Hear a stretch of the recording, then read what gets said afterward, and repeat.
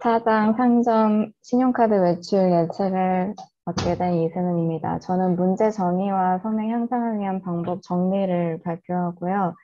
일단 문제 정의 파트입니다. 이번 대회의 문제는 2016년 6월 1일부터 2019년 2월 28일까지 총 2년 8개월가량의 신용카드 매출 데이터를 가지고 2019년 3월 1일부터 2019년 5월 31일까지의 상점별 3개월 총 매출을 예측하는 건데요. 주의할 점은 예측하는 3개월의 시간입니다. 3, 4, 5월은 봄이라는 계절을 의미하고 새 학기에 접어드는 학생들로 인해 여러 변수가 발생하고 황사 등 날씨에 영향을 받을 수 있으며 5월 가정의 달이 일반적인 상점에게는 성수기에 속한다는 부분이 있습니다. 이 문제의 핵심은 상점별 3, 4, 5월의 매출 총합을 예측하는 것입니다. 저희에게 주어진 데이터는 펀다 트인 엑셀 파일과 서울 미션인데요. 먼저 이 파일에는 656만 행 구열의 데이터인데요. 여기에는 이제 1967개 상점의 거래 내역이 있고 이를 토대로 매출을 예측하는 것입니다. 그리고 예측한 그 데이터를 이 파일에 저장하여서 제출을 하게 되는 것이고요. 이 평가 척도는 평균 절대 오차를 사용하였는데요. 실제값과 예측값의 차이의 절대값을 취하고 평균값을 계산한 손실 함수입니다. 손실의 크기를 그대로 반영하기 때문에 평가 척도로 사용되었고요. 그리고 이 특징은 전체 데이터의 학습된 정도를 쉽게 파악할 수 있고 또 절대값 사용으로 차이값의 변동이 심하지 않기 때문에 이상치 및 결측치에 크게 영향을 받지 않는다고 합니다. 단점으로는 절대값을 취하기에 해당 예측이 어느 식으로 오차가 발생했는지 음수인지 양수인지에 대해 방향성을 상실한다고 합니다. 세 번째로 사전조사입니다. 사전조사는 대회에 관련하여 필요한 논문이나 법률, 해당 분야의 지식을 조사하고 조사한 내용을 바탕으로 데이터에 접근해 데이터 전처리, 변수 생성, 모델 사용까지 이루어집니다. 따라서 해당 조사 과정에서 다양한 방법으로 정보를 수집하고 정보를 활용해야 합니다.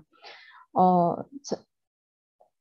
그 전에 제가 참고한 사이트가 있었는데요. 이제 계량 경제학 교과서랑 예측 교과서였습니다.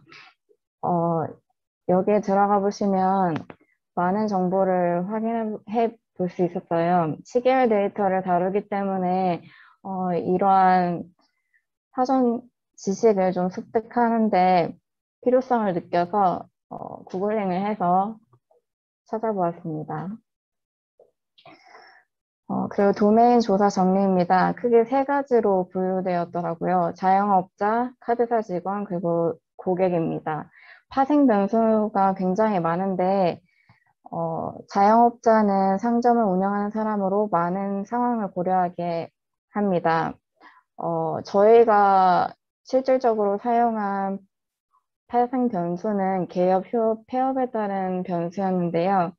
이제 개업 전에 매출이 없는 상점 휴업으로 인해 특정 시점이 매출이 없는 상점, 폐업으로 인해 매출이 사라진 상점을 파악하고 최종 결과에 영향이 있을 상점을 확인했습니다. 그리고 두 번째로 카드사에서 정한 다양한 결제 방식을 고려합니다. 할부, 포인트, 현금 사용, 그리고 환불, 재결제 등인데요. 환불의 경우 매출액이 감소하며 거래 건수는 증가함으로 확인을 요했습니다. 저희가 사용한 파생 변수는 환불 여부였어요. 여기에 설명되었듯이 매출액이 감소하며 거래 건수는 증가함으로 이제 최종 예측 단계에서 부정확한 예측을 일으키므로 꼭 제거하고 진행을 해야만 했습니다. 고객 관련한 파생 변수는 사용하지 않았기에 일단 넘어가겠습니다. 네 번째로 문제 해결을 위한 접근 방식을 소개하겠습니다. 대회에서 제공한 데이터로 상점의 매출을 예측하기 위해서는 데이터에 대한 정확한 이해가 필요합니다. 그래서 제공된 데이터의 속성에 대한 특징을 파악하기 위해 데이터를 살펴보고 신용카드 매출 데이터에 존재하는 노이즈를 알아보고 분석 방향을 달았습니다. 저희가 다룬 데이터는 시계열 데이터였는데요. 시계열 데이터는 이제 시간에 관해 순서가 매겨지고 또 연속한 관측지는 서로 상관관계를 갖고 있는데요. 이를 바탕으로 모델링하고 미래의 값을 예측했습니다. 그리고 작업 디렉터리 환경을 조성해 줬습니다. OS 이 함수를 이용해서 이제 설정하고 싶은 경로를 인자로 넘겨주면 작업 디렉터리를 변경할 수 있었습니다. 또 판다스 리드 CSV로 데이터를 불러왔습니다. 데이터 크기를 확인했는데요. 총 656만 행, 그리고 상점마다 9개의 변수가 존재했습니다. 첫 5줄을 확인해 봤을 때 이런 식으로 확인이 가능했습니다. 인포 함수를 써서 이제 데이터를 알아봤습니다. 데이터의 크기와 각 속성의 타입을 확인 가능했습니다.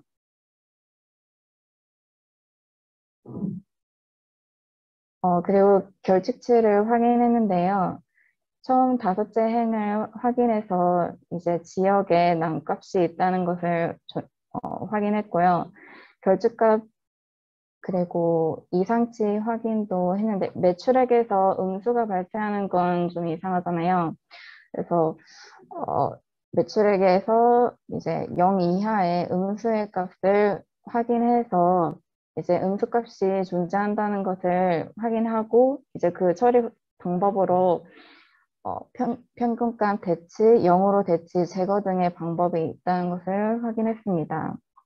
그리고 저희의 분석 방향은 이제 첫 번째로 시계열 데이터 대회에는 트리 기반의 앙상블 모델이 더 좋은 성능을 낸다고 하는데요. 왜냐하면 사람들의 성향, 외부 변수, 특수한 사건 존재로 데이터가 충분하지 않아 딥러닝 모델보다 트리 기반 모델이 더 좋은 성능을 낸다고 합니다. 그런데 이 팀은 시계열 모델을 사용해서 아리나 모델을 진행했습니다.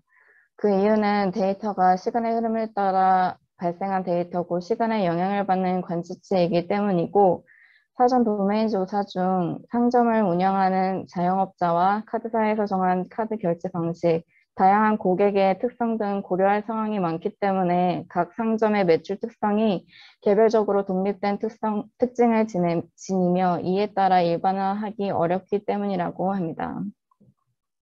그리고 마지막으로 분석 환경 구축했습니다.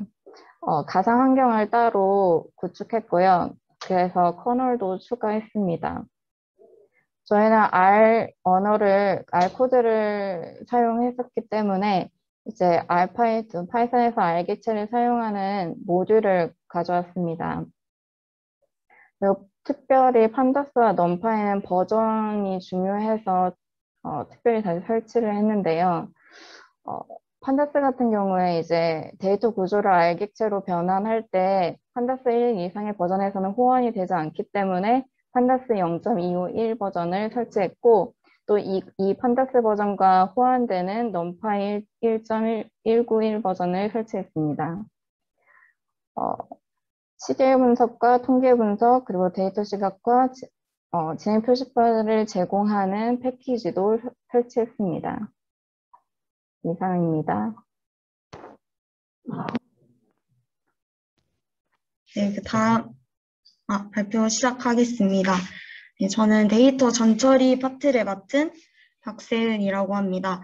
먼저 그 사장에서 데이터 전처리는 크게 세 가지 과정으로 구분이 돼요. 첫 번째는 노이즈를 제거하고, 두 번째는 다운 샘플링을 하고, 그다음에 마지막으로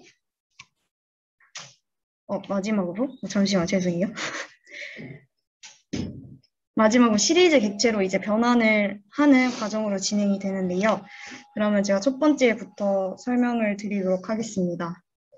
먼저 노이즈 제거에서 다 아시는 모듈을 불러오고 그다음에 데이터를 불러와서 트레인 변수에 저장을 해줍니다. 그래서 이렇게 결과를 보면은 지역 9개의 열이 존재하고 지역 분수의 결측치가 존재함을 확인할 수 있어요. 그 다음에 결측지가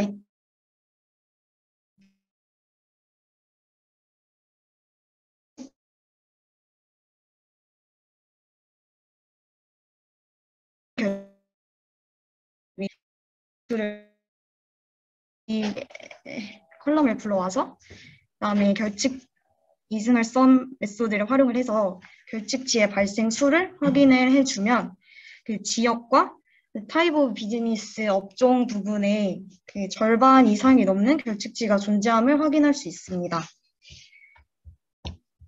그래서 이제 절반이 넘고 얘가 또 범주형 속성에 속하기 때문에 대치 방법이 없어서 제거를 하도록 결정을 했습니다. 그래서 이제 제거해주는 과정이고요. 열을 기준으로 지역과 업종을 드롭을 활용을 해서 제거를 해줬을 때 이제 제거가 된 걸 확인하실 수 있습니다. 그 다음에 이제 이상치를 확인을 해볼 건데요. 어마운트를 불러와서 박스 플롯을 활용을 해서 그 매출액의 이상치를 확인을 했을 때 그 0 미만의 음수값이 존재하는 것을 알 수가 있는데요. 이는 카드를 거래할 때, 그러니까 음수는 카드를 거래했을 때 환불이 발생했다라는 걸 의미를 해요. 그래서 상점 매출액을 예측할 때 노이즈가 될 수 있으므로 이걸 처리해주는 과정을 말씀드리겠습니다. 그래서 매출액이 0 미만인 행을 이제 출력을 해보면은 여기서 보시는 것처럼 음수값이 존재하는 것을 확인해 보실 수 있고 그 노이즈에 대한 제거 기준이 있어요. 여기 보시면은 환불 발생 시간과 환불 발생 시간 일 이전 데이터 중에서 카드 아이디가 같고 이제 음수 매출액의 절대값과 양수 매출액이 같은 거래 중에서 최근 거래를 찾아 해당 인덱스를 제거함으로써 노이즈를 제거하는 과정을 진행하게 됩니다. 네, 그럼 본격적으로 이제 코드를 말씀드리면은 먼저 여기서는 그 거래일과 거래 시간을 합친 변수를 데이트 타임으로 생성을 했어요. 왜 그랬냐면 이제 비슷한 속성을 합침으로써 컬럼 수를 줄이고 시간 변수 단위로 다운 샘플링을 하기 위함이라고 말씀드리겠습니다. 네, 그 다음에 함수 정의한 과정을 보실 건데요. remove reckon이라는 함수를 정의를 해서 음수 매출액과 양수 매출액을 추출을 해서 이 remove 데이터의 변수에 저장을 해줍니다. 그 다음에 이 TQDM을 굉장히 앞선 조도 말씀을 해주셨는데 이게 작업 진행률을 표시해주는 포문 상태바 라이브러리예요. 그래서 이렇게 나타나는 거를 알 수 있습니다. 그래서 스토어 아이디에서 유일한 값을 찾아줘서 매출액이 양수인 데이터를 상점별로 나누고 매출액이 음수인 데이터를 상점별로 나눠서 이렇게 변수를 생성을 해줍니다. 그 다음에 환불 데이터 레코드 보시면은 환불 데이터 전체를 가져와서 이제 레코드별로 차례대로 검사를 진행을 해줄 거예요. 상점 아이디를 추출하고 환불 카드 아이디를 추출하고 시간, 그 다음에 매출 음수값의 절대값을 구해줍니다. 그 다음에 이렇게 변수를 생성을 해주게 돼요. 그 다음에는 아까 말씀드린 것처럼 그 환불 시간 이전에 보시면 환불 시간 이전에 카드 아이디와 그 매출액 절대값과 양수 매출액이 같은 거래를 찾아줘서 이제 제거를 해줘야 과대 계상이 되지 않을 수 있는데요. 그래서 여기 보시면 환불 시간 이전에 데이터를 불러와서 리스트를 만들고 그 다음에 환불 거래 시간 이전에 카드 아이디를 뽑고 환불액을 리스트로 뽑아줍니다. 그 다음에 여기서 후보 리스트가 있으면, 즉 환불 거래가 있으면 가장 최근에 이 맥스를 활용을 해서 가장 최근에 시간을 구해주고 그 다음에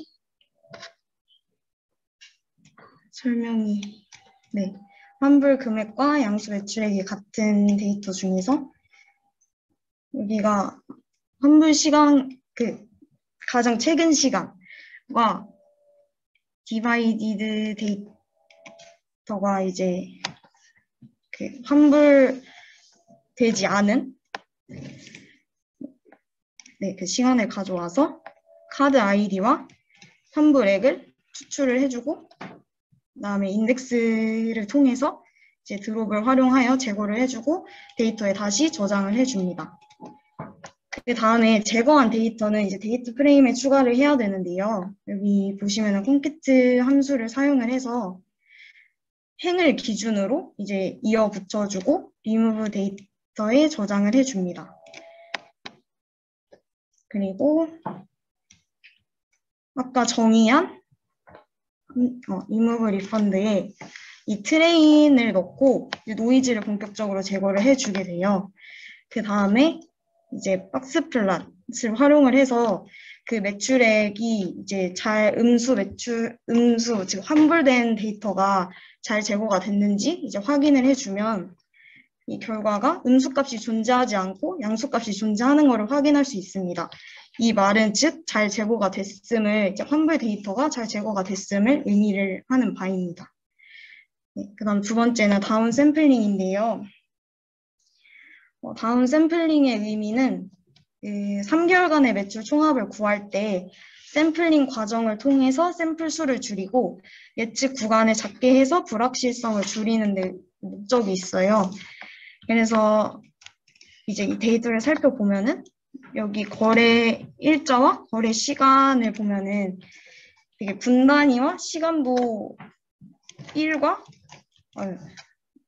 분 단위로 기록이 되어 있는 걸 확인하실 수가 있는데 이는 예측 구간이 많다는 단점이 있기 때문에 이 예측 구간이 많으면 불확실성이 높아져서 정확도가 떨어질 수 있습니다. 그래서 시간 간격을 재조정을 해서 구간을 최소화하기 위해 다운 샘플링을 진행을 하게 됩니다. 그래서 월 단위로 다운 샘플링을 진행을 할 건데요. 이렇게 정의를 해주고 여기 보시면은 거래 일자를 이제 슬라이스를 활용을 하는데 스탑 7이라고 되어 있는 건 여기 거래 일자를 보시면은 2016년 6월까지 나타내겠다를 의미를 해요. 그래서 그거를 year months라는 변수를 생성해서 저장을 해주고 그 다음에는 drop duplicate라는 걸 사용을 해서 이 중복된 데이터를 처리를 해줍니다. 여기 보시면 6월 1일자가 굉장히 중복되어 있고 이런 것들을 처리해준다고 저는 이해를 했고요. 그래서 year months에 저장을 해주고 그 다음 그룹으로 묶어서 상점 아이디별 월 단위 매출액의 총합을 구해서 다운 샘플링 데이터의 변수에 저장을 해줍니다.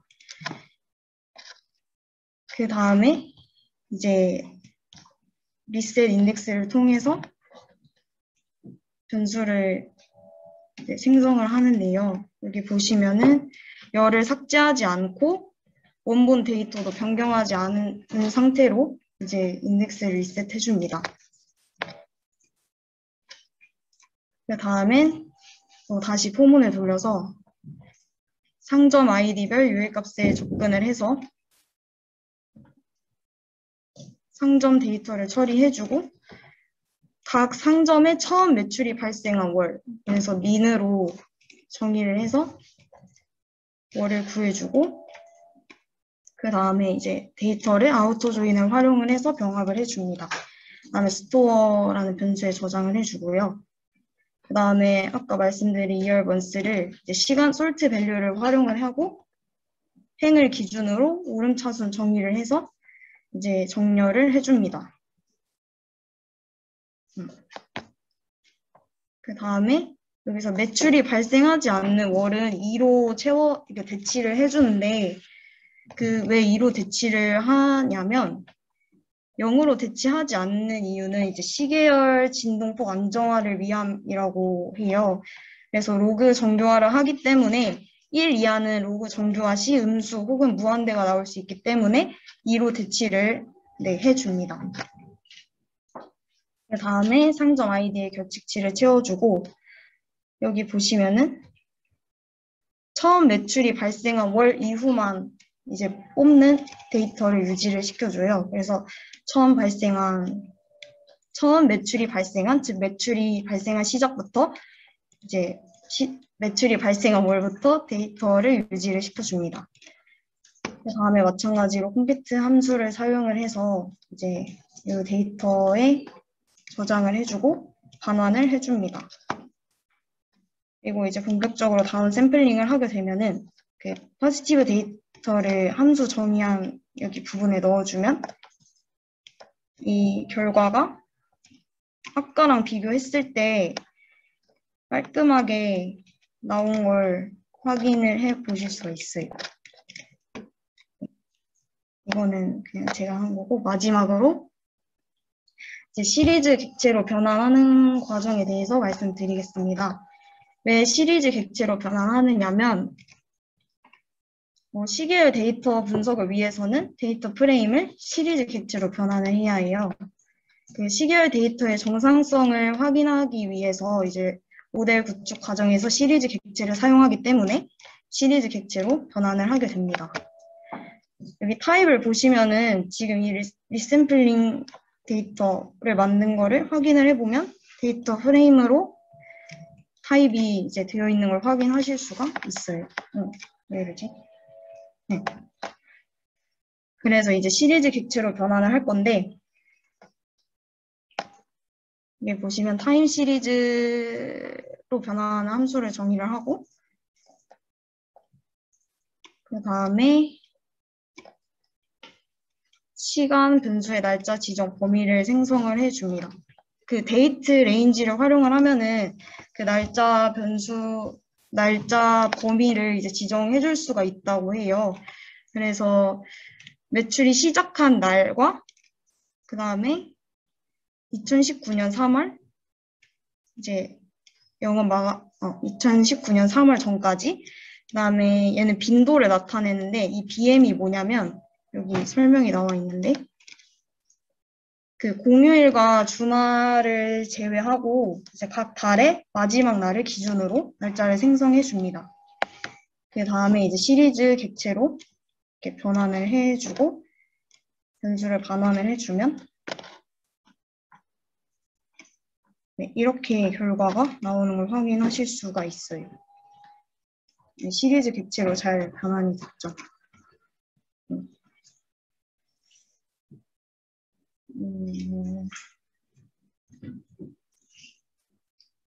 잠시 렉이 걸린 것 같아서.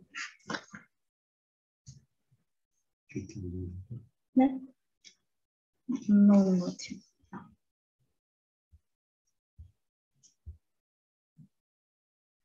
나왔다. 그리고 이제 상점 아이디가 1인 데이터를 불러와서 이제 시리즈 객체의 타입을 확인을 해보면 잘 변환이 된 걸 확인하실 수 있고 그 다음에 2번인 데이터를 이제 그래프로 확인을 해보면 이게 X축이 날짜고 Y축이 매출액이에요.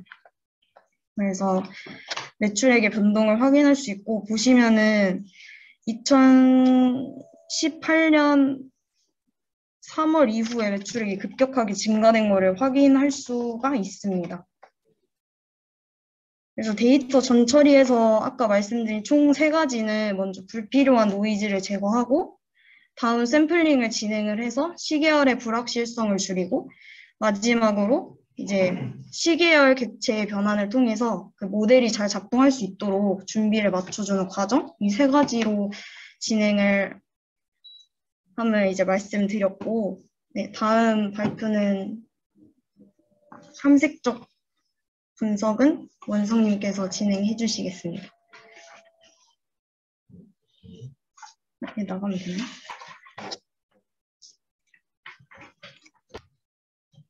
들려요? 많이 떨리네요. 자, 탐색적 데이터 분석을 맡게 된 이원석입니다. 먼저 탐색적 데이터 분석에 대해 간단히 짚고 넘어가도록 하겠습니다. 탐색적 데이터 분석, Exploratory Data Analysis 이란 무엇일까요? EDA의 Exploratory에 해당하는 탐색적이란 측면은 우리가 풀고자 하는 혹은 풀 것 같은 문제에 대한 이해가 초기에 정해진 대로 진행되는 것이 아니라 연구가 진행되면서 바뀌게 될 수도 있음을 의미합니다. 그러면 탐색적 데이터 분석이 왜 필요할까요? 그 이유는 몇 가지 있습니다. 첫째, 우선 데이터의 분포 및 값을 여러 각도에서 관찰해 보면서 데이터 전체의 양상과 보이지 않던 현상을 더 잘 이해할 수 있도록 해주기 때문입니다. 둘째, 데이터 준비 단계에서 미처 파악하지 못한 잠재적인 문제들을 발견할 수 있도록 도와줄 수 있습니다. 또한 데이터를 다양한 기준에서 살펴보는 과정을 통해 문제 정의 단계에 미처 발견하지 못한 다양한 패턴을 발견하고 이를 바탕으로 기존의 가설을 수정하거나 새로운 가설을 추가할 수도 있습니다. 데이터에 대한 이러한 관찰과 지식들은 이후에 통계적 추론이나 예측 모델을 구축할 때에도 사용되기 때문에 굉장히 중요하고 필수 불가결한 과정이라고 봐야 합니다. EDA의 근본적인 목표는 데이터에 대한 이해를 높이는 것입니다. 이렇게 하기 가장 쉬운 방법은 1. 데이터에 대한 질문, 문제를 만들고 2. 데이터를 시각화하고 변환하고 모델링하여 그 질문이랑 문제에 대한 답을 찾아본 다음에 3.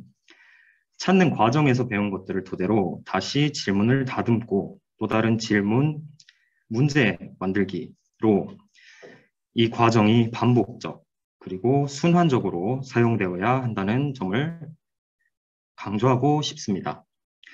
이제 상점 신용카드 매출 예측의 탐색적 데이터 분석으로 넘어가 전처리한 데이터로 탐색적 데이터 분석을 진행해 봅시다.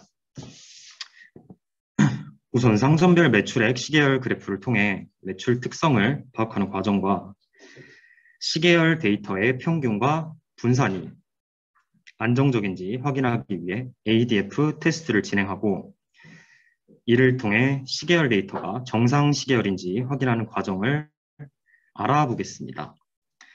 상점별 매출 특성 총 1967개의 상점들이 어떤 특징을 가지는지 특성을 파악해 보겠습니다.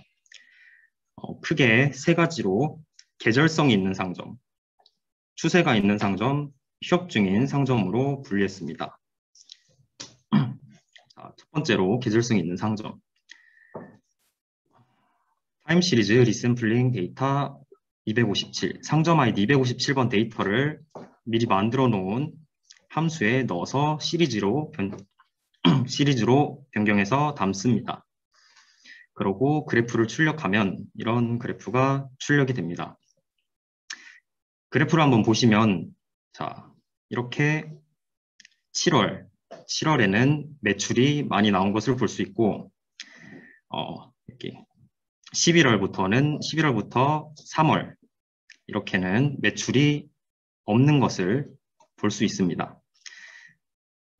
즉 이번 대에서는 예측할 3에서 5월에 많은 매출액이 발생하지 않을 것으로 예측할 수 있습니다. 상점 아이디가 2096번인 데이터도 같은 방법으로 그래프를 그려봅니다. 그래프를 보시면 겨울 시즌에는 낮은 매출액을 기록하다가 이렇게 4월이 되면 매출액이 급상승하는 패턴을 보여줍니다. 이번 대회는 아까 말씀드렸다시피 3월에서 5월 기간에 매출을 예측하는 거기 때문에 급상승을 예측할 수 있습니다. 자, 그리고 두 번째, 추세가 있는 상점. 추세가 있는 상점은 매출액이 꾸준히 증가하는 상점 또는 매출액이 꾸준히 감소하는 상점을 추세가 있는 상점이라고 합니다. 335번 상점도 똑같이 그래프를 그려보면 이렇게 매출이 감소하는 추세와 증가하는 추세를 이렇게 가지고 있습니다. 매출액 증감 등 변동은 매월 있어 왔다. 이렇게 변동이 매월 있죠. 이러한 월 단위의 작은 변동보다는 기간을 1년 단위로 해서 추세를 파악할 필요가 있다. 자, 그리고 510번도 동일하게 그래프를 그려줍니다. 그래프를 보시면 2016년 12월부터 여기 9월까지 꾸준히 상승하는 추세를 보여주다가 9월 이후에는 감소하는 추세를 보여주고 있습니다. 자, 그리고 세 번째, 휴업 중인 상점.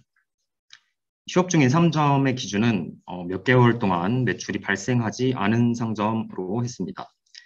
111번 상점을 똑같이 출력해 보면 자, 이렇게 2017년 10월부터 12월까지 그리고 2018년 10월부터 2월까지 매출이 없는 것을 확인할 수 있습니다. 279번 상점도 그래프를 출력해 보시면 자, 2018년 3월부터 10월까지 장기 휴업을 했다가 2018년 11월 이제 영업을 다시 시작했습니다. 그리고 휴업 전에 매출이 감소해왔고 영업을 재개했으나 매출이 감소하면서 휴업 가능성이 보입니다. 자, 시계열 데이터의 정상성. 시계열 데이터의 정상성이란 데이터가 시간의 변동에 따라 평균과 분산이 일정하다는 뜻입니다. 시계열 데이터의 정상성을 판단하기 위해 ADF 테스트를 사용하였습니다. 이후 차분을 통해 비정상 시계열을 정상 시계열로 변환시키는 작업을 했습니다. ADF 테스트는 쉽게 말해서 정상성을 알아보기 위한 단위근 검정 방법입니다. 즉, 확률 변수가 안정적인지 불안정적인지 확인을 해주는 검정 방법입니다. 자, 상점 아이디가 0번인 상점의 시계열 그래프를 그려보시면 이렇게 나옵니다. 그리고 257번 상점의 그래프를 그려보면 이렇게 나옵니다. 자, 0번과 257번 두 개를 비교해보면 자, 0번 상점은 매출액 시계열의 평균과 분산이 일정합니다. 자, 어느 정도 평균과 분산이 일정한 것을 확인할 수 있습니다. 반면에 257번 상점은 계절성을 띠고 있고 분산과 평균이 변동이 큽니다. 자, 이제 ADF 검정을 사용해 두 상점이 정상 시계열인지 확인하겠습니다. 자, ADF 검정은 통계학에서 시행하는 가설 검정의 절차를 따른다고 합니다. 검정을 시행하기 전에 257번 상점의 매출액 시계열에 대한 가설을 성절합니다. 자, 기무가설, 시계열 자료가 정상 시계열이 아니다. 자, 이렇게 하고 ADF 테스트는 자, 배기분수 알파는 가설 검정을 할 때 픽 값의 기준점을 의미한다. 디폴트는 0.05이며 실수를 입력한다. 그리고 이 should diff 함수의 인자로는 시리즈 객체를 받고요. p 밸류 값과 차분이 필요한지를 true, false 형식으로 반환해 줍니다. 자, PMD arima.arima import ADF 테스트. 이 타임 시리즈에 리샘플링 데이터와 번호를 넣어주고 저장을 합니다. 그리고 이걸 그대로 ADF 테스트를 시행하게 됩니다. ADF 테스트.shouldDiff store 0 넣고 반환해주는 값들을 출력해 보도록 하겠습니다. 위에는 0번, 상점 아이디가 0번인 데이터고요. 아래는 257번 데이터를 ADF 테스트를 진행했습니다. 자, 이렇게 결과값을 보시면 매개 변수 알파는 P값 기준인 0.05인데 이보다 낮으면 대립가설이 채택되고 높으면 귀무가설이 채택됩니다. 즉 257번 상점은 이 P값이 기준보다 높으므로 정상 시계열이 아니며 차분이 필요하다. 이런 결과가 나옵니다. 이렇게 ADF 테스트를 진행해야 되는데 1967개의 상점을 개별적으로 검정하면 비효율적이므로 ADF 검정의 P값을 파이썬 리스트 자료형에 저장하여 상자 그림으로 분포를 확인하겠습니다. 자, df ADF 테스트, 자, 리턴 그대로 들어온 값을 그대로 이 ADF 테스트를 해줘서 0번 이거는 어마운트 에 대한 P값이 나오게 됩니다. 그래서 ADF-P 이 빈 리스트를 이거 설정을 해주고요. 카운트 0 초기화를 해주고 스킵드 또 미리 만들어줍니다. 자, 그래서 for I in tqdm resampling data store id.unique store id의 고유값을 이제 가져다가 리샘플링 데이터에 store id 고유값을 가져다가 꺼내옵니다. 그리고 타임 시리즈 함수에 이 리샘플링 데이터와 꺼내온 i를 넣어줘서 시리즈 형태로 만들어주고요. 그리고 이 나온 시리즈 형태의 데이터를 ADF 테스트를 진행합니다. 그래서 이 값을 P-밸류에 넣어주게 됩니다. 만약 P-밸류가 0.05보다 작다면 카운트를 하나씩 올려주고 ADF_P.append P-밸류 미리 만들어 놓은 ADF-P에 추가해 줍니다. 그리고 이제 만약에 예외가 발생하면 자, skipped.append i 이 i 값을 skipped 미리 만들어 놓은 skipped에 저장해 달라. 그리고 그래프를 그려보도록 하겠습니다. 자, 이렇게 그래프를 그리면 이런 모습이 나타나고 자, 이 만들어 놓은 카운트 개수를 보면 P-밸류가 0.05보다 작은 상점의 개수가 259개로 확인이 됩니다. 그리고 except에 만들어 놓은 이 오류 처리가 된 거는 상점 아이디가 795번인 데이터로 보시면 이렇게 shouldDiff는 false, P-밸류가 none이 들어있는 걸 확인할 수 있습니다. 이 박스 플롯을 보시면 1967개의 상점에 ADF 테스트를 진행한 P-밸류 값의 분포를 보면 대부분 상점 기준인 0.05보다 P-밸류가 높다는 것을 확인할 수 있습니다. 따라서 시계열 모델링을 진행하기 전에 비정상 시계열 자료를 차분을 통해 정상 시계열로 변환했습니다. 다음 절에서는 시계열 모델을 구축하고 검증하는 과정을 진행해 보도록 하겠습니다. 안녕하십니까. 모델 구축과 검증에 대해서 발표할 김가연입니다. 예, 발표 시작하도록 하겠습니다. 이 팀에서는 이 파이썬에서 모델링을 하기 위해서 R의 forecast라는 패키지를 연동을 해서 파이썬에서 R 함수를 사용해서 모델링을 하였습니다. 그리고 자기회귀 누적 이동 평균 아리마라고 하죠. 이 모델이랑 지수평할법 그리고 STL 분해를 적용한 지수평할법 이것 등을 이용해서 시계열 모델링을 하였고 이거로 매출을 예측하였습니다. 자, 먼저 파이썬에서 R 시계열 패키지를 가지고 오는 코드입니다. 파이썬에 있는 알파이2에 R 패키지 utils를 이용하여서 설치를 하는데요. 먼저 알파이2에 있는 import r 클래스를 불러줍니다. 그리고 그 import r 클래스에 있는 utils 패키지를 임포트를 해주시고요. 거기에 있는 이 install packages라는 함수로 forecast와 forecast hybrid를 패키지를 설치해 줍니다. 얘네들이 뭐냐면 이 forecast는 이 시계열 모델링 기능을 제공하는 패키지이고요. forecast hybrid는 이제 시계열 모델을 앙상블 예측하는 기능을 제공하는 함수입니다. 이 코드를 실행을 하게 되면 이런 창이 뜨는데 여기서는 이 맨 위에 있는 거를 선택하고 확인을 눌러서 R 패키지를 설치하여 사용하였습니다.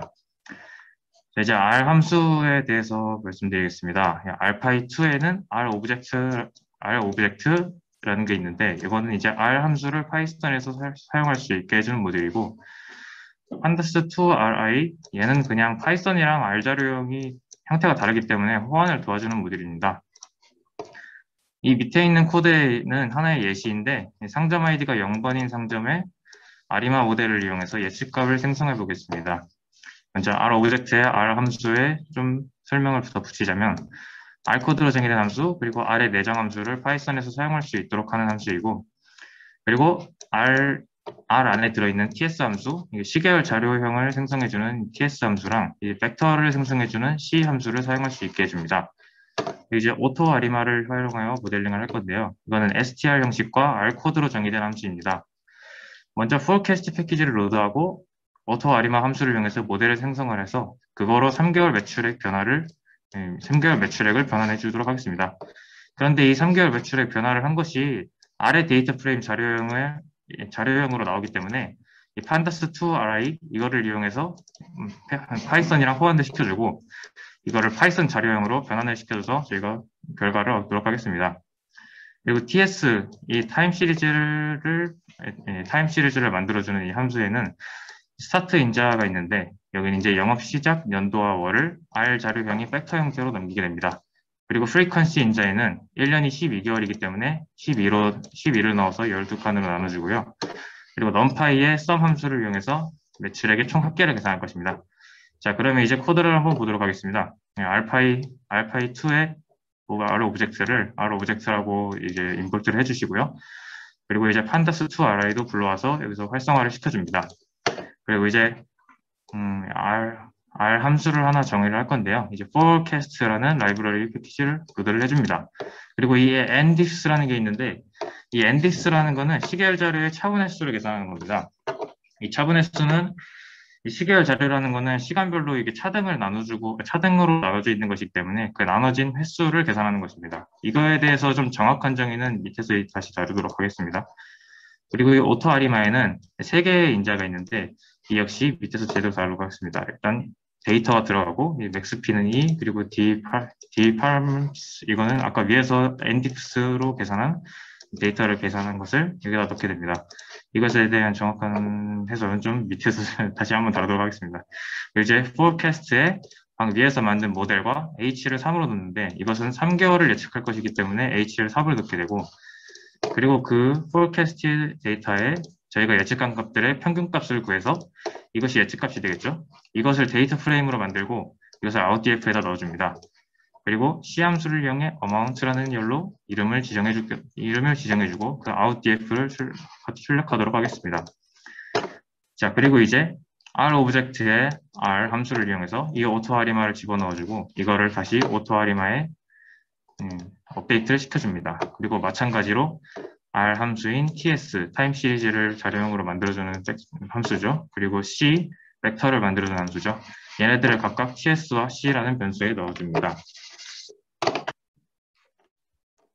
자, 그리고 스토어 0을 저희가 하나 만들 건데 이것은 뭐냐면 이 리샘플링 데이터, 아까 위에서 전처리가 된 데이터죠. 이 전처리에 된 데이터에서 스토어 아이디가 0인 것만, 이 0인 것만 스토어 아이디에 0을 넣을 것입니다. 일단 예시로 저희가 스토어 0번째인 것만 예측값을 구할 것이기 때문에 이렇게 표시를 했습니다.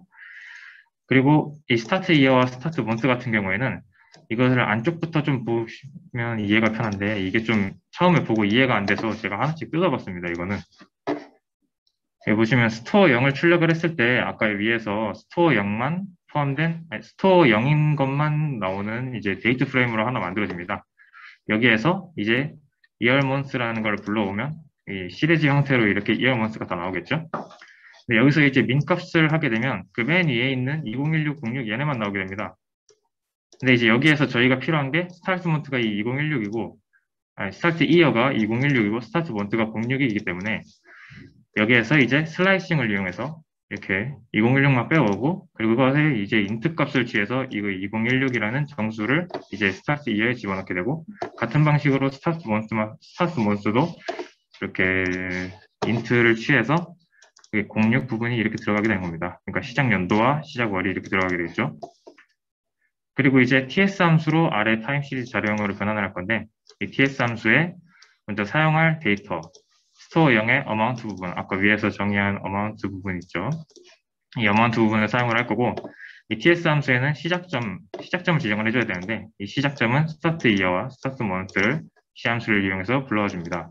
그리고 프리퀀시는 위와 마찬가지로 1년이 12개월이기 때문에 12부분으로 나눠줍니다. 자, 그리고 오토아리마 함수를 이용해서 위에서 만들었던 트레인을 집어넣어 앙상블 학습을 해줍니다. 여기서 이것을 타입을 한번 찍어봤는데 그냥 알파이2의 R 오브젝트 그리고 벡터로 된 데이터 프레임이라는 것을 확인할 수 있습니다. 자, 그러면 이제 이 pandas2 RI, RI2 파이 이걸 이용해서 R 자료형과 파이썬 자료형을 호환을 시켜줍니다. 거기 안에 폴캐스트를 집어넣고 그 안에 저희가 예측한 그 밸류 값만 뽑아서 NT 썸을 이용해 합산을 구해줍니다. 그렇게 하면 다음과 같이 3개월간의 매출 합산이 나오게 됩니다. 네, 이런 식으로 저희가 매출 합산을 구하게 될 거고요. 이제 어떤 모델을 사용하게 될 것이냐? 저희는 일단 3가지 방법으로 전체 상점의 매출의 총합을 작성하고 이 서브미션 파일을 생성해서 여기 안에다가 집어넣도록 하겠습니다. 먼저 자기 회기 예.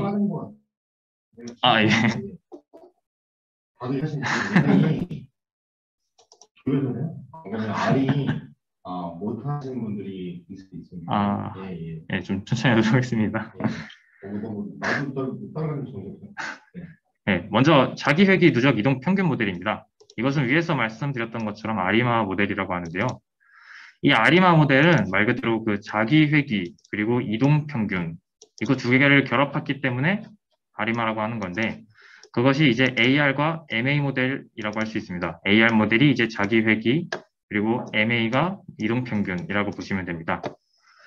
AR 모델은 자기 회귀 모델이고 과거에 있었던 값이 과거에 관측한 값이 이제 미래 예측에 영향을 주게 됩니다. 그러니까 과거에 어떤 값이 있었으면 이제 미래 예측할 때 걔네들을 불러와서 사용하기 때문에 과거에 있었던 일들이 이제 가장 중요하게 되는 그런 모델이라고 볼 수 있습니다. MA 모델 같은 경우는 이동 평균 과정입니다. 얘네들은 뭐냐면 이제 과거에 있었던 과거 전차들의 가중 평균으로 구성되는 모델이다. 이 부분이 좀 이해가 어려울 것 같아서 밑에 이제 추가 설명들을 읽어보시면 데이터 세트에 다양한 숫자가 있죠. 이 숫자의 중요도를 고려합니다. 이 중요도를 고려하기 위해서는 이제 각각의 미리 정해둔 가중치를 곱하게 됩니다. 이렇게 가중치를 각각 곱하게 되면 이제 빈도를 동일하게 할 수 있게 됩니다. 여기 밑에는 이제 용어 설명들인데 이 잔차항이라는 것, 그리고 백셋 잡음, 자기상관, 현재 데이터 등 좀 이게 낯설 수 있는 단어들이 좀 여러 가지 있는데 이게 다 책에 있는 내용이기 때문에 한 번씩 읽어보시면 좀 확실히 도움이 될 것 같습니다. 그리고 이 아리마 모델을 딱 봤을 때 이게 뭔 소리인지 이해가 안 되시면 이 AR, I, MA 이렇게 세 등분을 해버리면 좀 이해가 편하실 것 같습니다. 여기가 자기 회귀고 여기가 이제 그거를 계산하기 위한 그 I라는 뭔가가 있나 보다. 그리고 MA는 누적 이거 이동 평균인가 보다. 이렇게 계산하시고 이제 I가 뭐냐면 가운데 글자에는 차분을 구하는 것을 의미한다. 이렇게 얘기하는데 이 차분이라는 것은 아무래도 이제 시계열 데이터를 보시면 평균이 막 들쭉날쭉하고 일정하지 않을 수가 있지 않습니까? 그러니까 그거를 이제 일정하게 해주는 기법입니다. 이게 연이은 관측값들의 차이를 계산한다. 이게 뭐냐면 그냥 말 그대로 여기 보시면 이게 좀 나오는데 여기가 아닌가? 연이은 관측값들의 차이를 계산한다. 이거는 그 각각의 값들이 있으면 그 이전에 있는 값이랑 차이를 구한다. 그냥 이 정도로 이해를 하시면 될 것 같습니다. 이 수식까지 이해를 하기는 좀 어려울 것 같기 때문에 그냥 각각의 값이 있으면 그 이전 값들, 각각의 값에 그 이전 값을 빼주고 그 각각의 값과 이전 값의 차이, 그냥 그 각각의 차이라고 생각하시면 좀 이해가 쉬울 것 같습니다. 그래서 아까 위에서 말씀드렸듯이 R이만은 사이등분을 할 수 있다고 했는데요. 이 AR 부분이 P, I가 D, MA가 Q 이렇게 각각 집어넣으시면 이해가 편할 것 같습니다.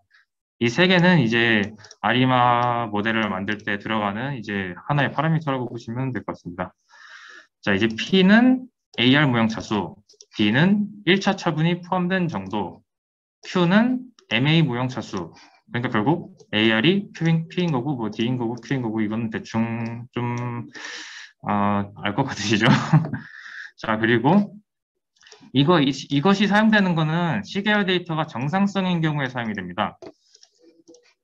왜냐하면 이게 정상성이 아닌 경우에는 이 정상성을 제거를 해줘야 되기 때문에 이 차분의 수를 결정할 때 이 ndif라는 함수를 이용해서 ndif라는 함수에 그 데이터를 넣어주게 되면 적절한 차분의 수를 알아서 반환을 해줍니다.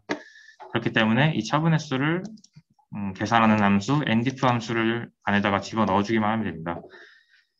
자, 그리고 오토 아리마 함수가 이제 최적화된 AR량의 P값, Q값, I값. 이거 아까 제가 말씀드렸던 거랑 똑같이 이렇게 3등분이 된 것이 보이시죠? 자, 이제 모델링 과정을 한번 보도록 하겠습니다. 일단 데이터를 그래프로 나타내고 관측한 데이터 값을 찾는다. 특이한 관측값을 찾는다. 이게 뭔 소리냐면 이게 정상성인 경우에 해야 되잖아요. 그러니까 특이한 관측값이 너무 많으면 이게 정상성이 아니라는 겁니다. 정상성이 아니다? 그러면 이 초기 차분 단계를 한 번 이상 적용해서 비정상성을 제거해야 되잖아요. 그러니까 이제 1차 차분을 하는 횟수, 그게 D가 되는 겁니다. 그렇게 차분을 계속 해주면서 평균을 계속 이렇게 오차를 이렇게 줄여 나간다고 해야 되나? 보니까 너무 이게 막 정상성이 없으니까 그것을 정상성을 나타내도록 점점 이게 고르게 정상성을 나타낼 때까지 이렇게 1차 차분을 계속 해주는 겁니다. 그 횟수가 이제 D번이 되는 건데 이 D번이 이렇게 차분을 한 후에 AIC라는 것을 최소화해서 이 P랑 Q를 겨루게 됩니다. 이 AIC라는 게 뭐냐면 하나의 척도 같은 겁니다. 이 AIC라는 게 작으면 작을수록 그 모델이 더 좋은 거라는 뜻이고, 그리고 이 ACF와 PACF 같은 경우는 아까 위에서도 설명을 해주셨던 것 같은데 그것처럼 이제 이거 위에서 그래프로 확인해왔던 그것도 있죠.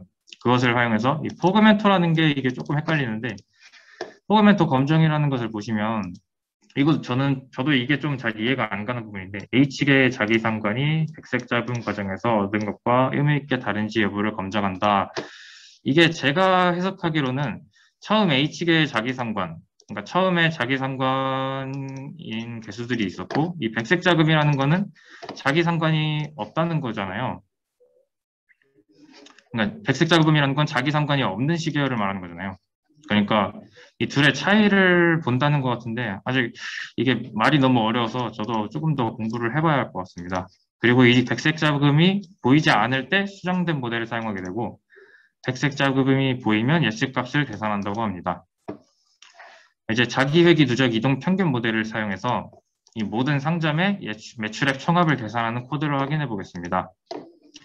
이제 STR 형식으로 정의된 오토 아리마를 이용해서 예측값을 생성하는데 아까 위에서 넘어갔던 그 맥스 P 그리고 D 값 그것이 여기서 이제 다시 설명이 나오게 됩니다.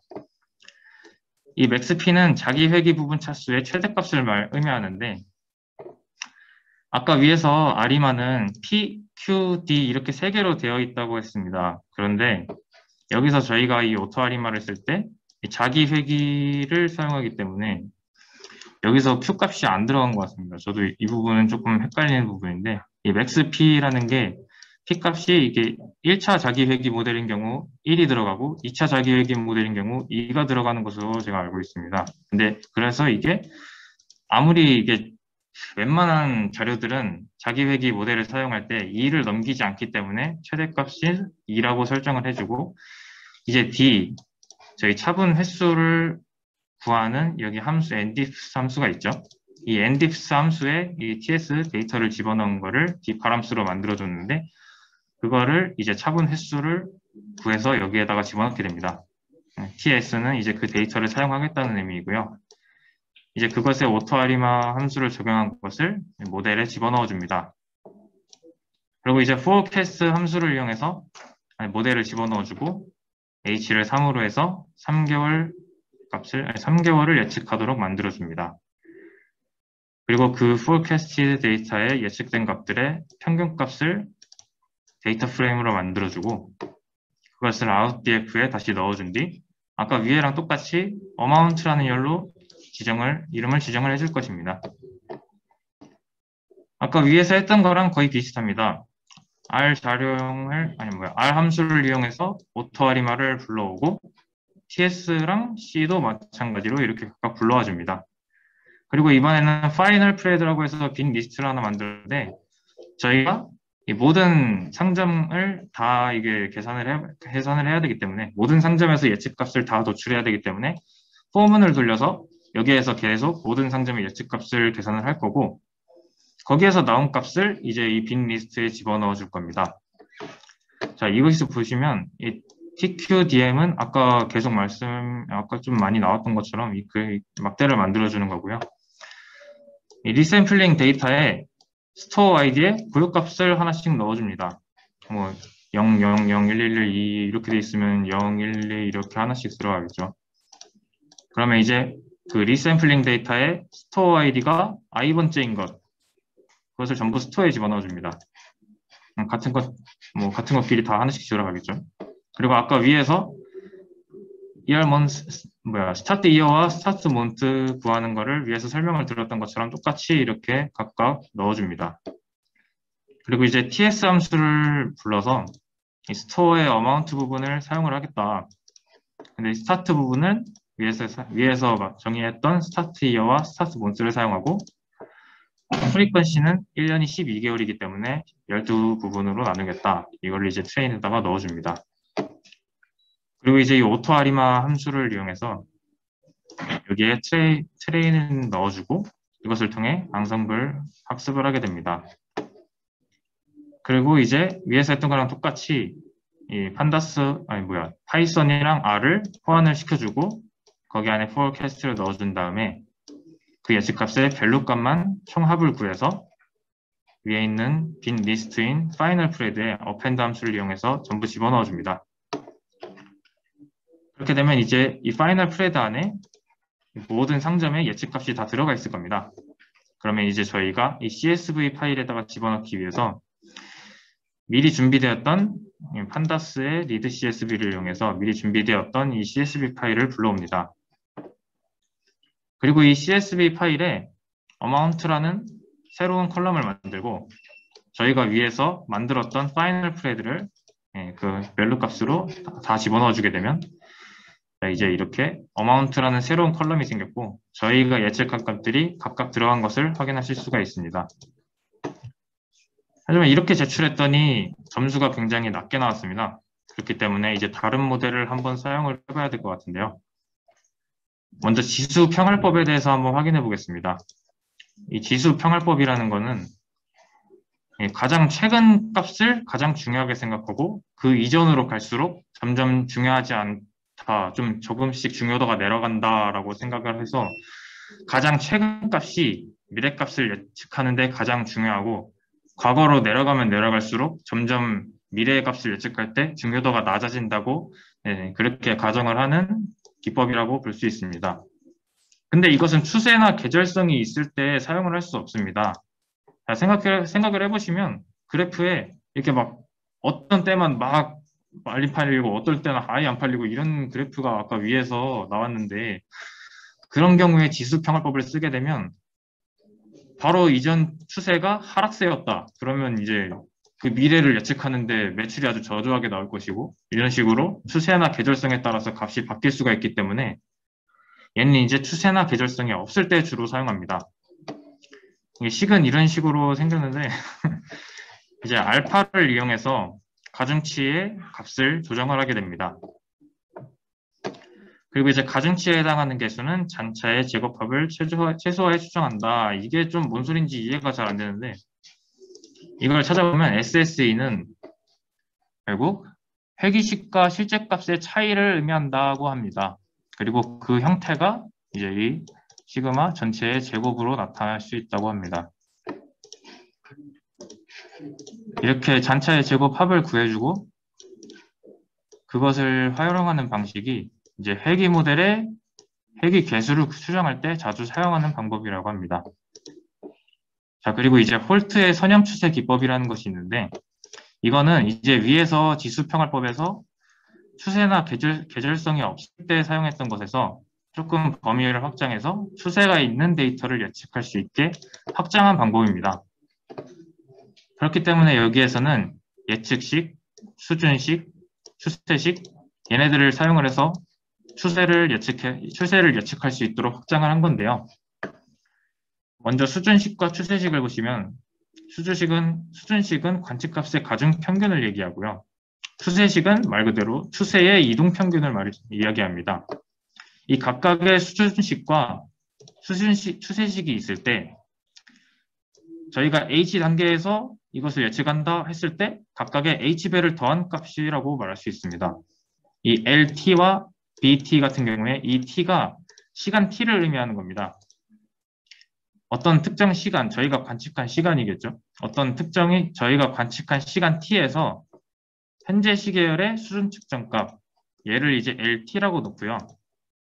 현재 시간 T에서 현재 시계열의 추세 수준값, 얘를 이제 BT라고 놨을 때 저희가 이게 H 단계에서 예측을 할 때 각각의 H배를 더했다고 그렇게 이해를 하시면 될 것 같습니다. 결국 단순 지수평활법에서 그냥 추세의 이동평균을 고려했다 이거의 하나의 차이일 뿐입니다. 추세에서도 단순 지수평활법을 사용하기 위해서 그렇게 하였다고 볼 수 있겠습니다.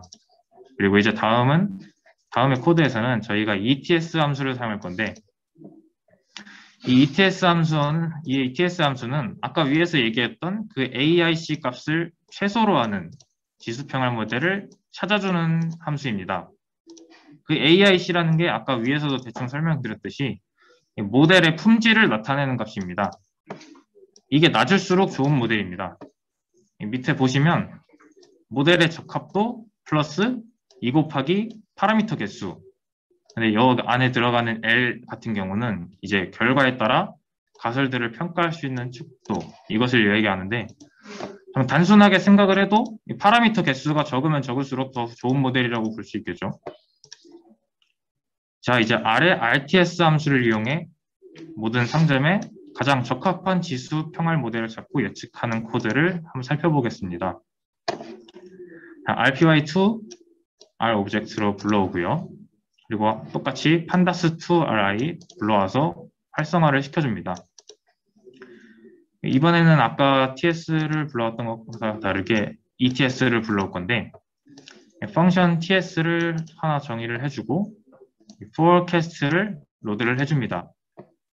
그리고 이 ETS에 TS라는 데이터를 이용해서 이 ETS 함수로 계산을 해줄 건데 이거 같은 경우는 저도 자세히는 모르겠지만 아무래도 이 안에 인자가 많이 안 들어가는 것이 이 AIC가 낮은 지수평활 모델을 알아서 찾아서 넣는 것이기 때문에 들어가지 않는 것이 아닌가 이렇게 생각은 하고 있습니다. 제가 이 부분은 자세히 좀 헷갈리는 부분이라 자세히 모르겠고 그거를 이제 모델에다가 집어넣게 됩니다.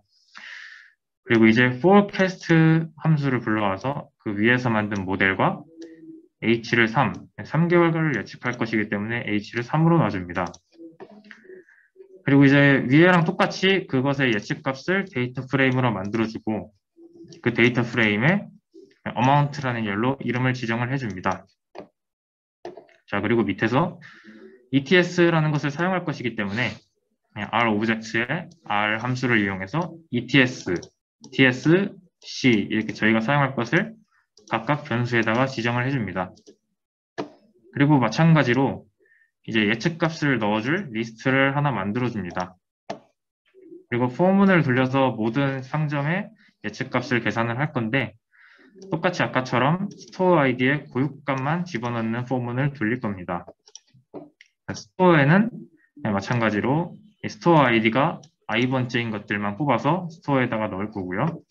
이 스타트 이어와 스타트 보너스 역시 같은 데이터이기 때문에 동일합니다. 그리고 이 TS 함수를 불러와서 똑같이 store amount라는 데이터를 사용을 할 거고, 이 스타트 값을 저희가 지정을 해줘야 되기 때문에 C 함수를 이용해서 스타트 이어와 스타트 month를 넣어주고, 그리고 frequency는 1년이 12개월이기 때문에 마찬가지로 12를 집어넣어 줍니다. 그리고 여기서 이제 지수 평활법을 사용하게 되는데요. 이 ETS라는 지수 평활법을 불러와서 위에서 만든 train 값을 넣어줍니다. 그리고 이제 이거 forecast에다가 넣어주고요. 밑에는 또 동일하게 이제 파이썬과 R을 저희가 호환을 해주고 거기에 forecast를 넣은 다음에 그 예측값의 values를 뽑아서 전부 합산을 해준 뒤 이 final pred 위에 있는 이 리스트에 각각 어펜드로 넣어줍니다. 이렇게 되면 이 final pred 안에 모든 예측값이 들어가게 됩니다. 여기서 이제 부가 설명이 있는데, 이 ETS 함수 같은 경우는 str 형식과 r코드로 정의되어 있습니다. 시계열 데이터에 적합한 지수 평화 모델을 찾고 예측값을 반환하는 함수입니다. 그리고 이것을 파이썬에서 사용할 수 있게 R 오브젝트의 R 함수를 사용했고요. 여기서 반복문을 돌려서 모든 상점의 데이터를 한 번씩 계산해서 그 예측값을 전부 final thread라는 이 리스트 안에 넣을 수 있도록 해주었습니다. 그리고 똑같이 read CSV를 불러주어서 이번에는 amount2라는 이름으로 컬럼을 만들어주고 저희가 예측한 값들을 전부 집어넣어줍니다. 그리고 그대로 저장을 해주고 출력을 해보면 아까 amount랑 amount2랑 값이 달라진 것을 볼 수가 있습니다. 책에서 보면 여기에서 이제 정확도가 살짝 올라갔다고 하는데 사실 그것만으로도 그렇게 정확도가 높은 편은 아니기 때문에 이번에는 STL 분해를 적용한 지수 평활법에 대해서 한번 설명해 드리겠습니다. STL이라는 게 뭐냐면 저희가 시계일 데이터의 시간 주기를 알고 있는 경우에 계절성, 추세, 나머지 성분 얘네들을 다 분해해서 각각 분석을 하는 기법입니다. 이 stats mothers 패키지에 seasonal decompose라는 함수는 STL 분해 기능을 제공합니다. 이거를 이용해서 첫 번째 인자에 numpy array 형식으로 매출액 데이터를 넣고 frag은 똑같이 12로 설정을 해줍니다. 이 밑에 예시인데요. stats mothers의 seasonal decompose를 불러와주고 그래프를 그리기 위해 matplotlib을 불러줍니다. 그리고 타임 시리즈 형태로 첫 번째 인자의 numpy array 형식으로 넣어야 되기 때문에 이 타임 시리즈 형식을 채택한 것 같습니다. 그리고 이 리샘플링 데이터에 이 스토어 아이디가 0인 것들 그것만 이제 스토어 0에다가 집어넣어 주시고요. 이제 seasonal decompose 함수를 이용해서 저희가 분해할 것 스토어 0의 values 그리고 frag은 12 이렇게 옵션을 집어넣어서 STL에다가 넣어주시고요. 그것을 플롯한 뒤 쇼를 해주시면 이렇게 4개의 그래프가 나오는 것을 볼 수가 있습니다. 첫 번째는 관측된 실제 매출액입니다. 이렇게 저희가 관측한 실제 매출액이 이렇게 그래프가 그려진 것이고요. 이 옆에 이름을 보시면 트렌드, 시즈널, 리시주얼이라고 적혀 있는데 트렌드는 말 그대로 추세, 시즈널은 계절성, 리시주얼은 나머지 성분들입니다. 이렇게 각각 분해해서 볼 수가 있고요. 결국 이 실제 관측값은 이 트렌드와 시즈널과 리시주얼 얘네를 전부 다 합한 게 이 관측된 실제 매출액인 것입니다. 이 STL을 분해하는 이유는 저희가 이 트렌드, 계절성 등을 전부 고려를 해야 더욱 정확한 모델을 만들 수 있기 때문에 한 것입니다. 자, 이게 RF forecast 패키지에 어떤 함수로 들어가 있냐? STLM이라는 함수로 들어가 있습니다. 이 STLM이라는 함수로 STL 분해를 하고 똑같이 위에서처럼 지수 평활법을 통해 예측을 하는 코드를 한번 살펴보겠습니다. 위엔 똑같이 R 오브젝트와 pandas2ri를 불러와서 액티베이트 활성화시켜 주시고요. 여기서는 이제 펑션이 2개가 나오는데 왜냐하면 이 밑에서 자세히 나오겠지만 이 STR 분해를 하고 지수 평활법도 사용할 것이기 때문에 저희가 이렇게 두 개를 불러줬습니다. 펑션 ts를 불러주시고요. forecast 패키지를 로드를 해줍니다. 그리고 이 STLM 함수에 저희가 분해할 TS 데이터를 집어넣어 주시고, 여기에 이 S 윈도우라는 게 있는데, S 윈도우라는 거는 여기 S 윈도우와 T 윈도우, 여기 설명을 보시면 계절 윈도우와 추세 윈도우를 뜻합니다. 이 S가 시즈널이고 이 T가 트렌드입니다. 기본값은 T 윈도우로 되어 있는데 저희가 이번에 계절 성분을 가지고 한번 예측을 해보고 싶기 때문에 계절성을 사용하게 되었고요. 얘를 주기적으로 고정하기 위해 periodic이라는 설정을 사용하였습니다. 그래서 S 윈도우에 periodic이 들어가고, 결국 STL 분해를 적용한 지수 평활법이기 때문에 메서드는 지수 평활법이 되겠죠. 자, 그러면 이제 forecast에 모델을 집어넣고 h를 3으로 하여 3개월 값을 예측하는 데이터를 넣어줍니다. 이 밑에는 동일하게 아까와 같이 outdf를 만들어주는 과정입니다. ETS도 보시면 위에랑 완전히 동일합니다. 아까 위에서 지수 평활법을 했던 것처럼 단지 그러니까 STL 분해를 집어넣은 것이기 때문에 위에 있었던 ETS 함수랑 완전히 동일한 함수를 한 번 더 지정을 해줍니다. 자, 그리고 이번에는 R 함수로 파이썬에서 사용할 R 함수를 가져오는 게 4가지이기 때문에 각각 STLM, ETS, TS, C 얘네를 각각 변수에다가 지정을 해줍니다. 그리고 이제 파이널 프레드라고 빈 리스트를 또 만들어주고, 아까랑 똑같이 포문을 돌려서 각각의 고유값을 넣어주고, 그 각각의 스토어 아이디가 같은 것끼리 스토어에 넣어줍니다. 그리고 여기서 갑자기 데이터 랭스를 구했는데, 이 데이터 랭스를 왜 구했냐면 STL 분해를 할 때 최소 2시즌, 24개월보다 많은 데이터가 필요합니다. 그래서 실제로 이거를 출력을 한 것을 보면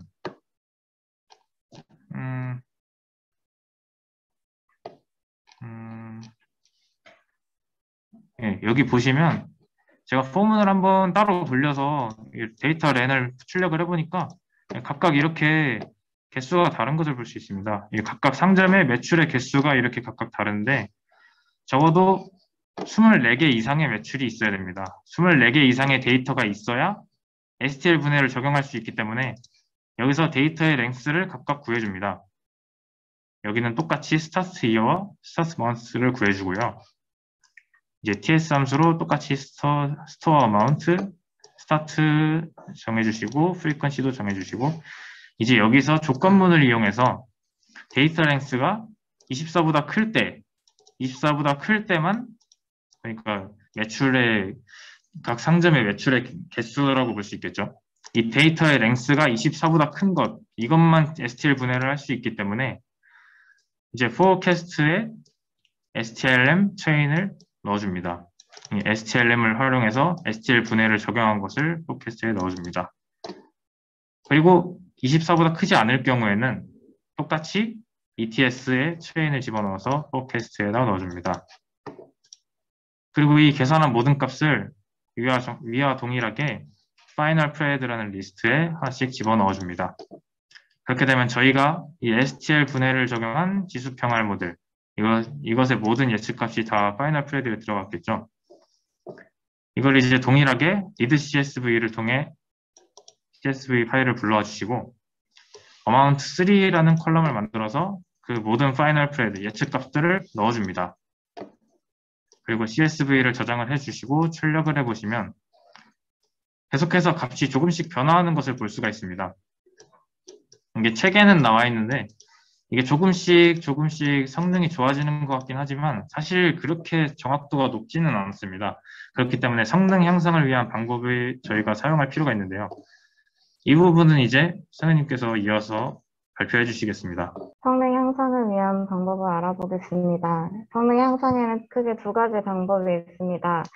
첫 번째는 데이터 전처리를 통한 성능 향상이고, 두 번째는 여러 모델을 결합해서 예측을 시도하는 앙상블입니다. 이 팀은 데이터 전처리에서 상점 매출액이 로그 정규화와 R의 포캐스트 하이브리드 패키지를 이용해 아리마 모델, 지수평활법, STL 분해를 적용한 지수평활법의 양상별 예측을 진행했습니다. 첫 번째로 상점 매출액의 로그 정규화입니다. 시계열 데이터에서 로그 정규화를 진행하는 이유는 매출액의 작은 변동을 안정화해 더 큰 트렌드를 파악하기 위함입니다. 데이터만 편차를 줄여서 데이터가 한쪽으로 치우치거나 몰리는 것을 방지하여 정교성을 높이고 회귀 분석에서 정확한 값을 얻기 위해서 로그 정규화를 합니다. 로그는 큰 수를 작게 만들고 복잡한 계산을 간편하게 하기 위해 사용되는 것입니다. 아래 코드를 확인해 보겠습니다. 좀 전에 김가연님께서 굉장히 자세하게 잘 설명을 해주셨는데요.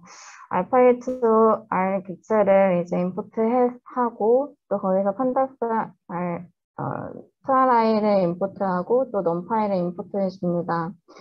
판다스 to I를 활성화시키고요. 오토 아리마를 쓰는데요. 이제 라이브러리 함수를 이용해서 포캐스트 패키지를 로드합니다. 아까 가연님께서 굉장히 자세하게 설명을 해주셨기 때문에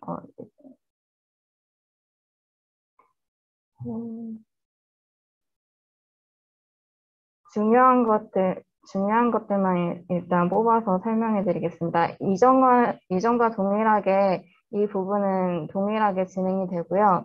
이제 자료형을 파이썬에서 사용할 수 있도록 해주고, 그리고 연번 상점을 추출해가지고 영업 시작 연도와 영업 시작 월을 이제 변수에 저장해 줍니다. 여기서는 이제 다른 점이 트레인과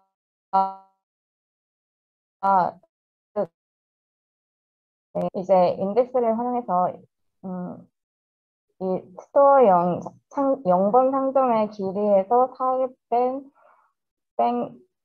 뺀 것보다 작은 인덱스를 보면은 2018년 10월 이전 데이터로 보여지는데 이것을 하고 이제 나머지 이제 2018년 12월에서 2019년 2월의 데이터는 이제 테스트 변수에 저장해 줍니다. 그리고 아래 TS 함수로 아래 타임 시리즈 자료형으로 변환을 해주는데요. 이제 여기서 로그 정교한 것과 또 하지 않은 것을 비교하기 위해서 이렇게 따로 저장을 해줍니다. 트레인 로그 변수에 이제 TS 함수를 통해서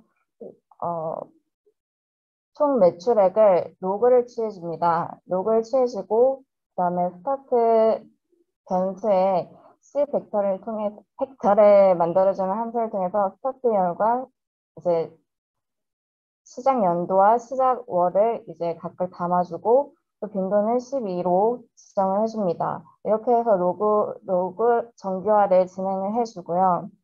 그리고 정규화를 하지 않은 것을 이제 트레인 변수에 저장을 해줍니다. 모델 아리마를 사용해 주는데요. 이것도 또한 로그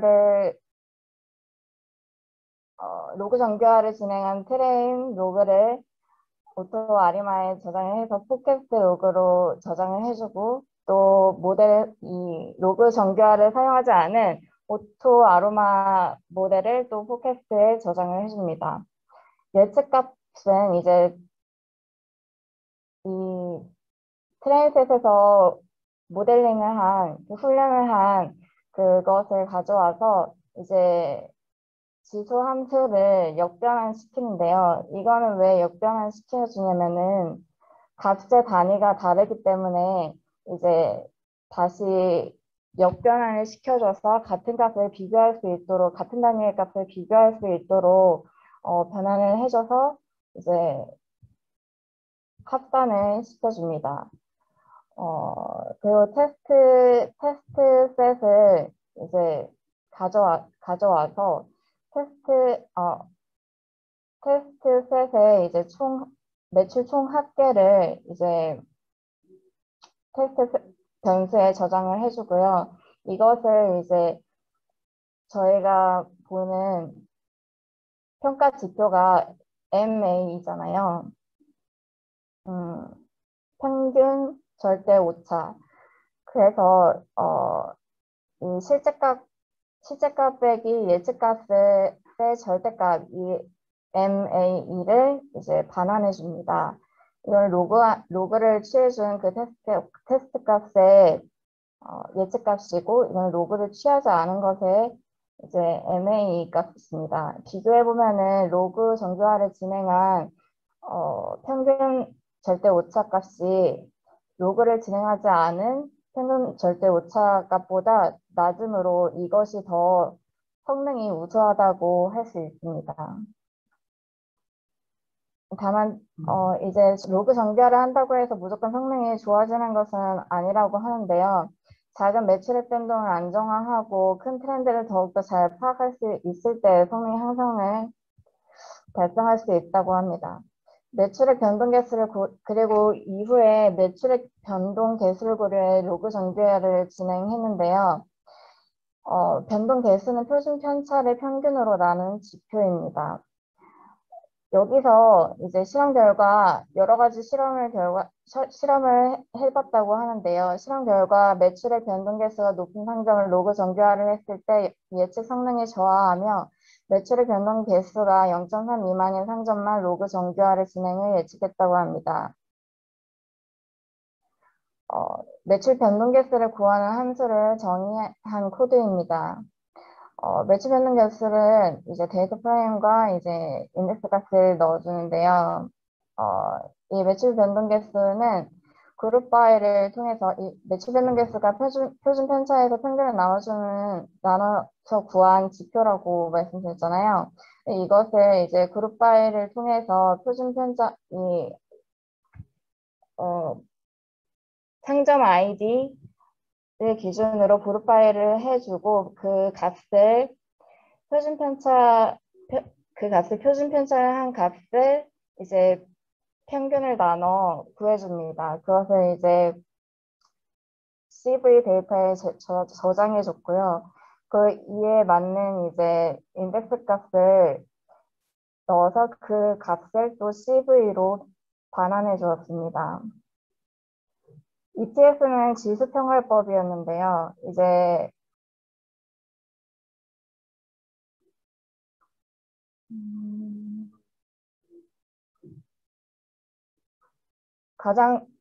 이 팀이 봤을 때 가장 성능이 좋았던 지수평활법을 이용해 변동개수를 고려해 로그 정교한 후 예측값을 생성하는 코드를 이제 밑에서 보여드리겠습니다. 알파2 R 객체를 불러오고 또 pandas2 RI를 불러오고 또 numPy를 인풋해 줍니다. pandas2 RI를 활성화시키고 또 지수평활법 함수 모델링을 가져와 줍니다. R 함수로 R 자료양을 파이썬에서 사용 가능할 수 있도록 이제 지수평활법 모델 그리고 TS, C, 로그, 지수 함수를 불러와주고 변환하여 사용할 수 있도록 불러와주고 또 파이널 프리드에다가 마지막 결과 예측값을 넣을 수 있도록 리스트를 생성해 줍니다. 위와 동일하게 이제 포문을 돌려서 전체 상점의 예측값을 구할 건데요. 리샘플링 데이터 스토어 아이디에서 유일값을 하나하나 차례차례 넣어줍니다. 리샘플링 데이터를 상점 아이디에 해당하는 그 아이디 숫자를 이제 스토어 변수에 담고 이제 영업시작 연도, 영업시작 월을 각각 위와 동일하게 변수에 저장해 줍니다.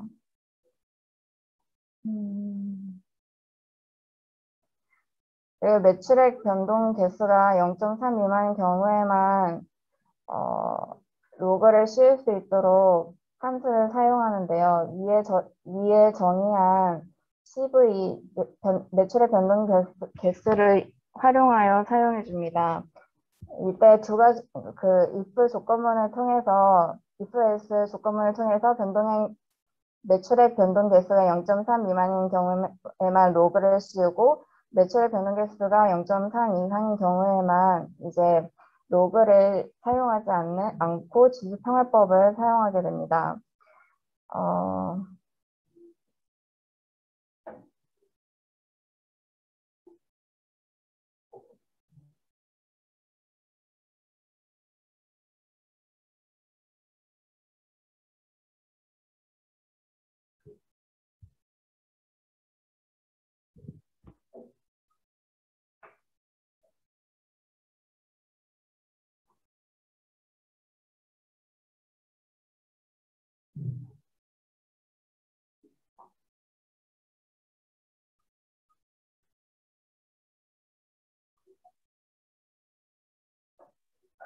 네, 만약에 매출의 변동 개수가 0.3 미만인 경우에 이제 트레인 로그 변수에다가 이제 매출액을 로그를 시켜주고 로그 정교화를 시켜주고 그다음에 C 벡터 생성 함수를 이용해서 시작 연도와 시작 월을 이제 스타트 변수에 넣어줍니다. 그리고 빈도수는 12로 지정해 줍니다.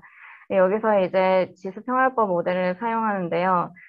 트레인 로그 이제 이 변수 매출액을 로그 정교화를 시켜준 이 트레인 데이터를 이제 지수평활법 모델에 적용해줘서 훈련을 시킵니다. 그리고 여기에 나온 그 값을 이제 지수 함수로 변환해주고 이 값을 또 numpy sum으로 총합을 시켜줘서 결과값을 이 리스트에 추가해 줍니다. 그리고 이와 다르게 매출액 변동 개수가 0.3 이상인 경우 또 비슷하게 매출액을 TS 함수에 넣고 또 스타트도 동일하게 넣고 빈도수 12를 또 동일하게 넣어서 트레인을 생성해 줍니다. 지수평활법 모델에 트레인 데이터를 넣어서 훈련을 시켜주고 그리고 거기서 나온 값들을 numpy sum으로 합해서 합한 값을 이제 마지막 예측 값에 추가해 줍니다. 그래서 나온 결과 값이 이제 amount 4이고요. 로그 정교화를 진행하지 않고 지수 평활법을 사용했을 때 점수는 794점이며 그 다음에 로그 정교화를 진행한 지수 평활법 모델의 점수는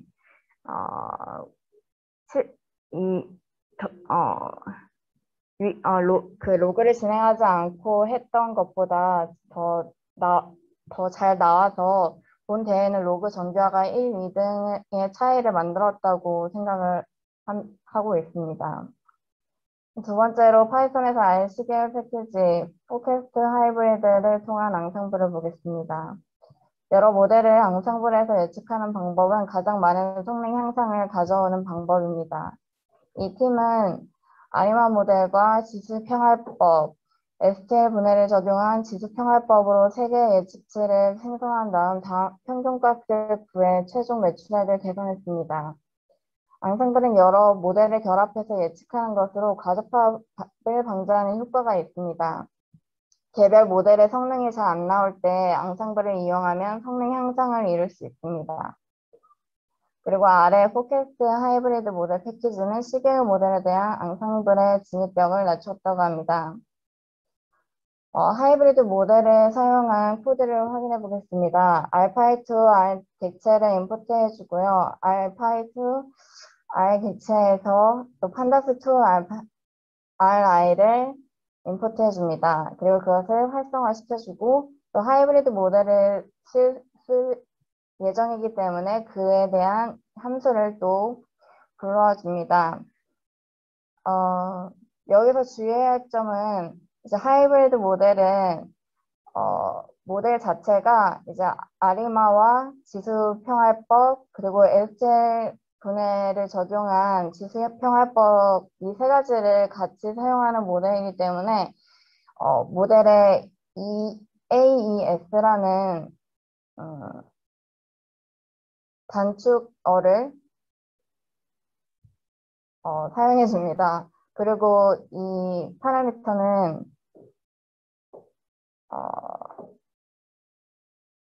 아리마 모델의 파라미터고요.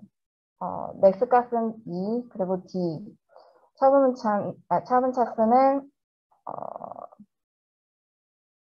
차분 횟수를 말하는 것입니다. 그리고 가중치는 평균을 줘서 동일하게 해줍니다.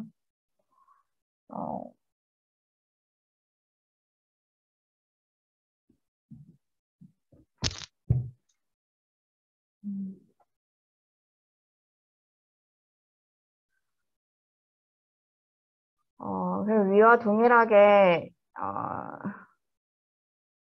절차는 동일하게 이루어지는데요. 이제 모델만 바꿔줍니다. 로그 정교화를 취한 트레인 데이터셋을 넣어줘서 이제 포캐스트 로그에 저장을 하고 또 그 예측 값을 지수함수로 변환시켜줘서 그 값을 또 합해주고 그것을 예측값 리스트에 넣어줍니다. 그렇게 해서 나온 결과값이 이제 amount 5로 나오는데요. 이 모든 기법들을 사용했을 때 이제 점수가 이런 식으로 나옵니다.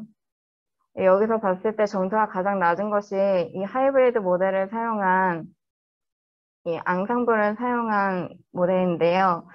그래서 따라서 앙상블은 성능 향상 효과가 가장 좋은 기법이라는 것을 알 수 있었습니다.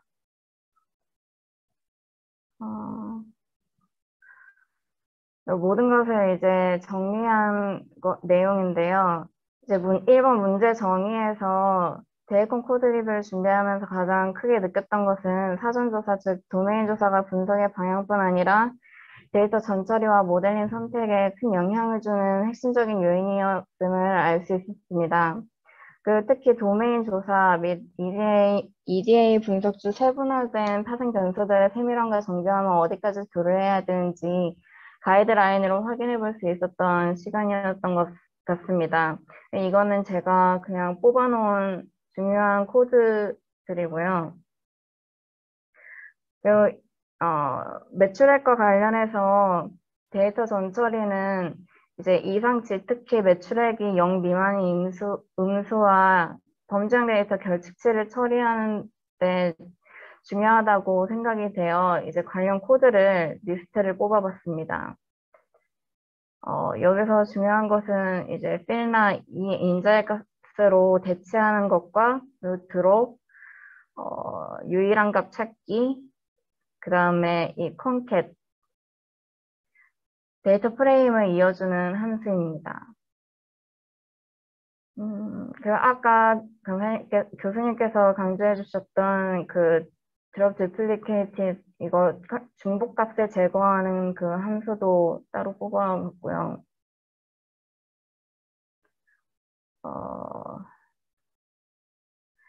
ADF 테스트 코드는 꼭 한번 쳐보자고 이제 추가로 메모를 해 두었습니다. 정리를 하자면 이제 거듭 언급했지만 사전 조사, 즉 도메인 조사의 중요성을 많이 느꼈고 프로젝트가 어떤 식으로 진행되는지 간소하게나마 간접적으로 경험할 수 있었습니다. 그리고 EDA 분석 시 확인한 상점별 특성을 모두 살린 모델링은 아니라서 아쉬웠고 해당 코드 작성 후 모델에 적용해보고 싶다고 느꼈습니다. 또는 오늘 오전에 발표한 3장의 시간대별 변수 코드나 홈페이지 상의 3등 지성민님 코드를 참고하여 다시 리뷰를 진행해보고 싶다고 생각되었습니다.